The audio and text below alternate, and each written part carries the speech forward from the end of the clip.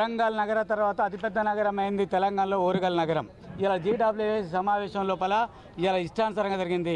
మేము ముఖ్యంగా భద్రకాళి బండి పైన చర్చ పెట్టన్నాం. భద్రకాళి చెరువు పైన జరుగుతున్నది ఏందో చర్చకు పెట్టన్నాం.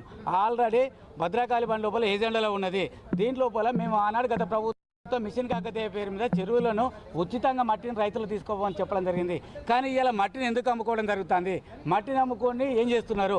ఇంతవరకు వర్షాకాలం స్టార్ట్ అయింది, ఇంతవరకు పూర్తి కాలేదు. ఇంకా భద్రకాళి చెరువు ఎందుకు పూర్తి చేయలేకపోయారు? మేము ఒక కమిటీ మా పార్టీ తరఫున మేము విజిట్ పోతామంటే ఎందుకు అడ్డుకుంటారు? భద్రకాళి చెరువులకు ఎందుకు పోనిస్తలేరు?